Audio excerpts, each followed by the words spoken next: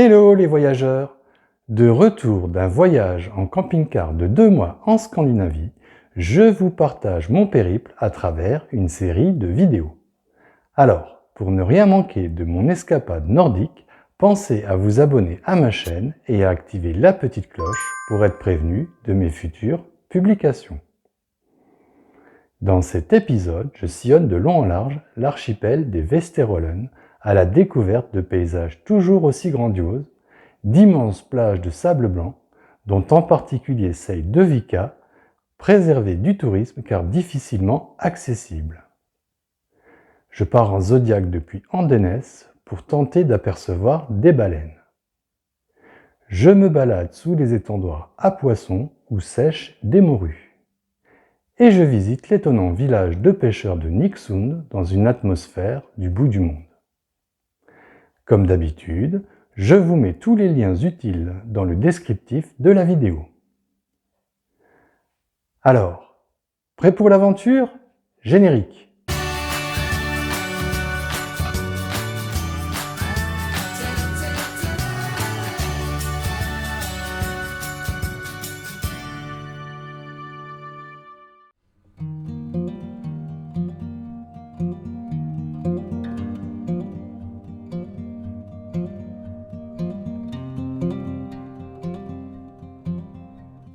L'archipel des Vesterålen compte 4 îles.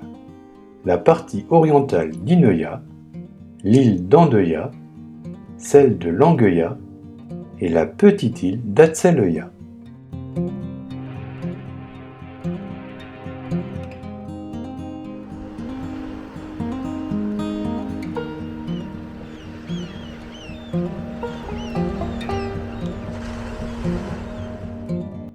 Voisines des célèbres îles Lofoten, les îles Vesterålen sont moins connues et donc moins fréquentées.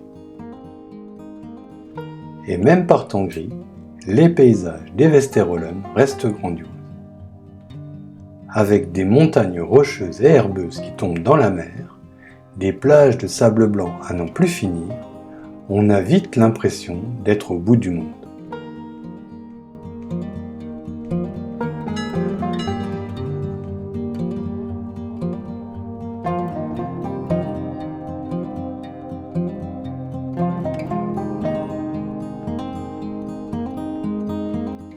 Comme un peu partout en Norvège, des refuges à l'architecture plutôt moderne et qui s'intègrent parfaitement dans le décor permettent d'observer la nature au chaud et au sec en cas de mauvais temps.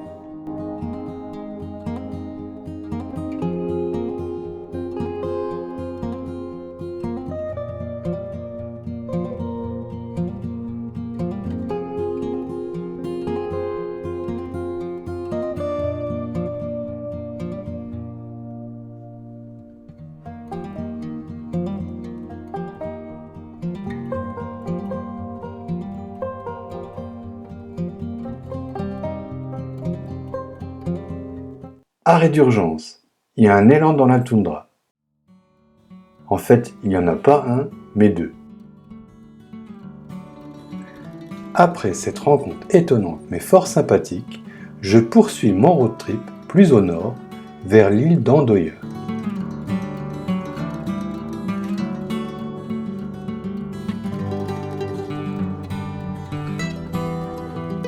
Même si le temps est pluvieux, je décide de randonner jusqu'à la plage d'Øyvika, une des plus belles plages de Norvège. Une beauté encore préservée du tourisme, car difficilement accessible. Pas de route, on y va à pied ou en bateau. La rando n'est pas très longue, mais nécessite de gravir une montagne. La pente est raide, avec des passages limite escalade.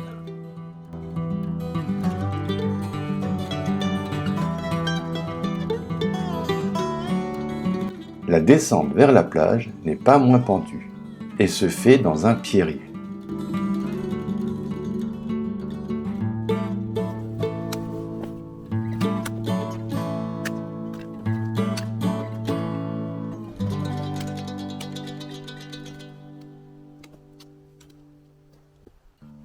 Je marche prudemment sur des roches en équilibre les unes sur les autres.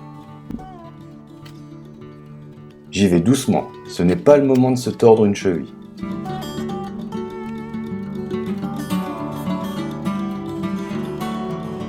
Allez, encore quelques efforts pour pouvoir enfin fouler le sable blanc de cette plage mythique du bout du monde, protégée par sa muraille de montagne.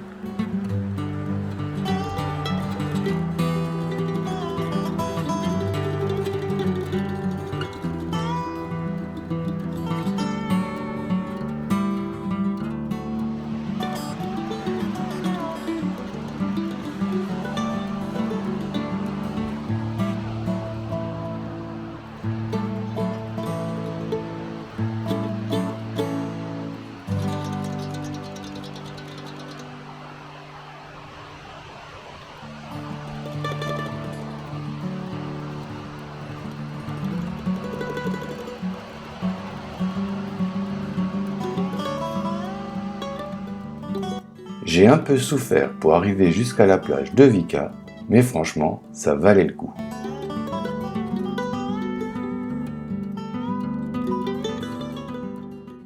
Je poursuis mon road trip sur l'île d'Andeya via la route panoramique pour gagner la ville d'Andenes, située tout au nord de l'île.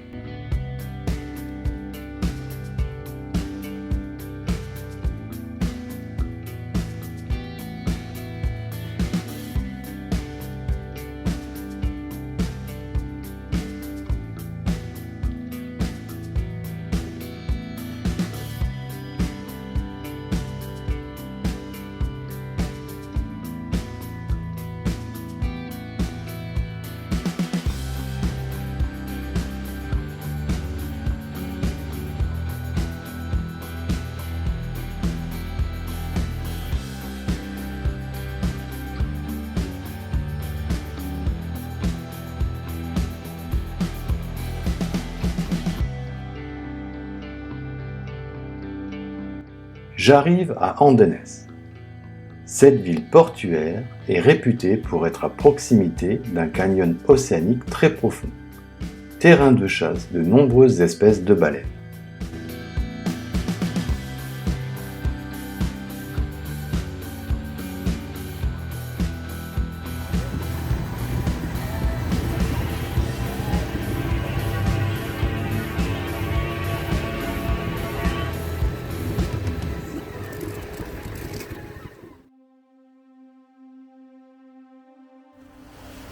J'embarque à bord d'un Zodiac pour un safari photo à la recherche de baleines. Il n'y a pas d'orques à cette saison, mais avec un peu de chance, peut-être que je verrai des cachalots. Très rapidement, nous tombons sur des dizaines de familles de globicéphales noirs. Certains individus mesurent jusqu'à 7 mètres de longueur et sont presque aussi grands que le bateau. Comme les globicéphales sont présents en grand nombre dans le fjord, il y a très peu de chances qu'on puisse apercevoir des cachalots. Les deux espèces cohabitent rarement ensemble au même endroit. Les globicéphales noirs vivent en bande d'environ une centaine d'individus.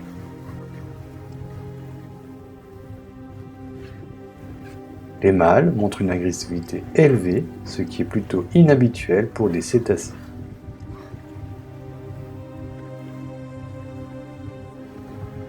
Les globicéphales noirs se nourrissent quasi uniquement de poissons, mais aiment particulièrement les calamars.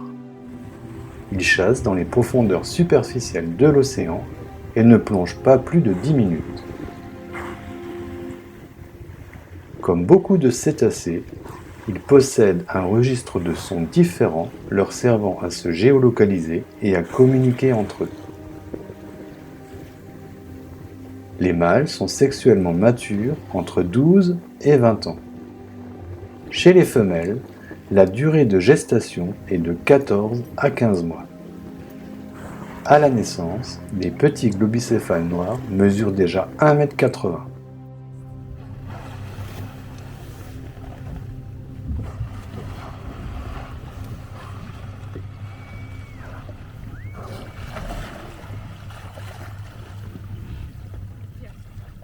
m. Ils sont allaités par leur mère pendant environ 20 mois. Cette longue période de lactation explique pourquoi les femelles ne mettent bas que tous les 3 ans. La longévité des globicéphales noirs est d'environ 50 ans.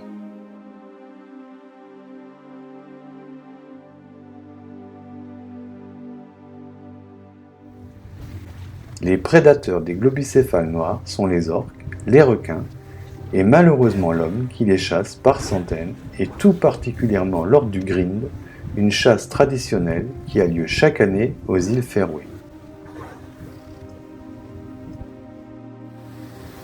Après plusieurs heures passées en mer, retour au port où je suis accueilli par une colonie de phoques.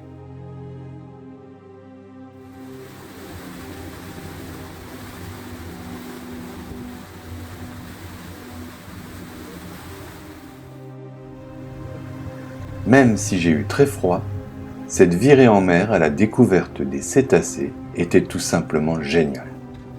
Une très belle expérience que je vous recommande de vivre si vous passez par Andenes.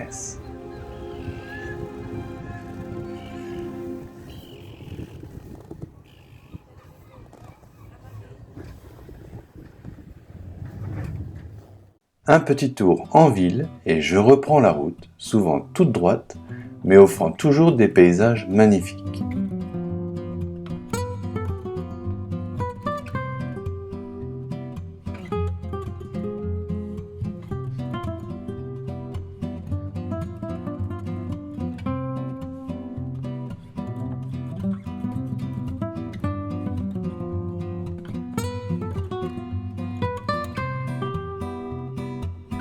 Stop! Encore un élan sur le bord de la route. C'est dingue!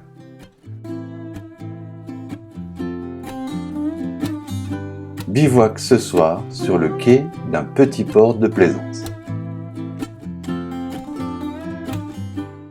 Je poursuis mon road trip sur l'île de Langueïa et les paysages sont toujours aussi beaux.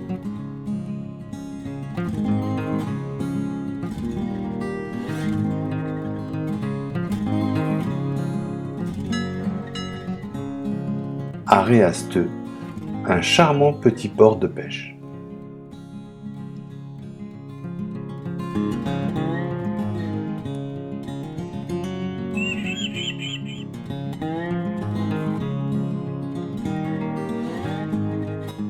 Depuis la côte, et avec un peu de chance et de bonnes jumelles, on peut, paraît-il, apercevoir des baleines passer au large. Mais pas aujourd'hui.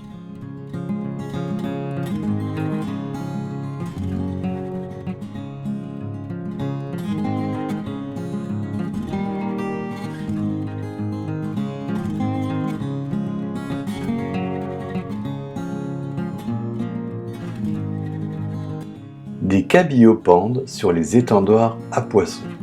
Je vous raconte pas l'odeur. Une fois séchés, les cabillots prennent le nom de morues. Les morues sont alors exportées en priorité vers le Portugal, où elles deviennent l'ingrédient principal du célèbre plat traditionnel de la cuisine portugaise, le bacalhau.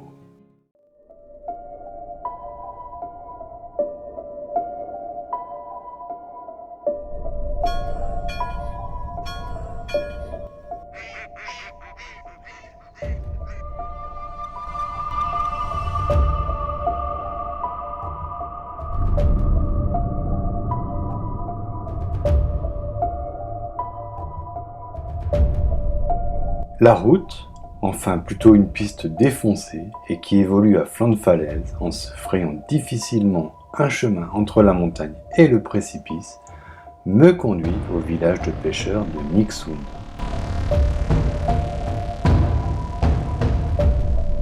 Sauvage et d'une hostilité sans pareille, Nixoun dégage une atmosphère très particulière.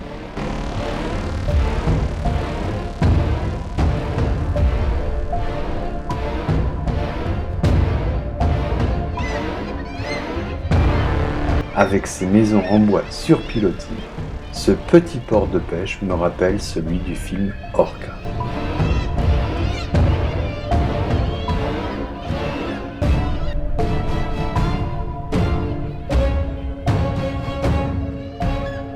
J'ai la sensation d'arriver dans une ville fantôme, seul au monde.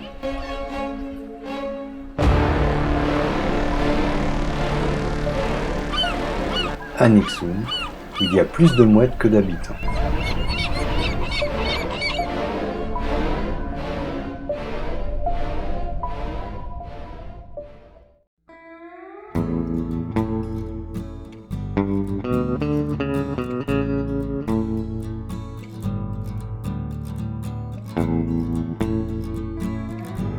Et toujours des paysages de cartes postales.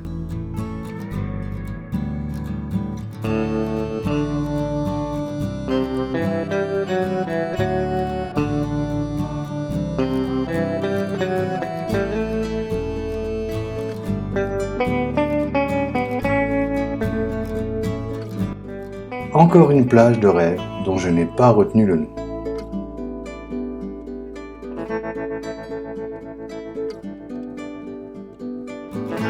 Baignade interdite. L'eau du lac est destinée à la consommation humaine.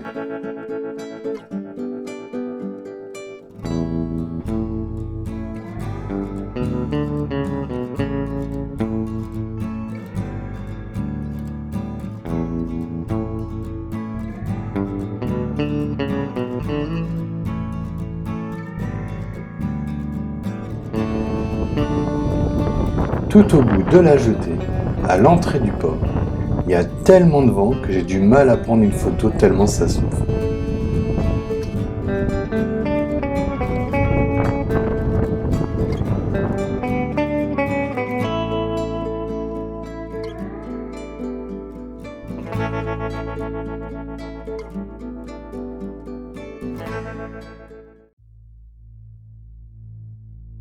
Je termine mon road trip dans l'archipel des Westerollen au musée de l'Hurtigruten.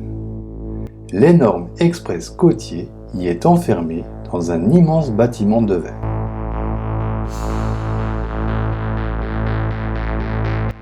Dernier regard sur les Westerollen et je prends le traversier, destination les îles Lofoten. Dans le prochain épisode, je fais le tour des célèbres îles Lofoten. Au programme, encore et toujours des paysages grandioses, des randonnées à la découverte de lieux à couper le souffle et une incursion au temps des Vikings. Si vous avez aimé cette vidéo, merci de la liker, de la commenter, de la partager et de vous abonner à ma chaîne. Et si vous avez des questions ou des réactions, laissez-les-moi en commentaire, j'y répondrai volontiers. Alors, en attendant de vous retrouver pour de nouvelles aventures, n'oubliez pas, le monde appartient à ceux qui le parcourent.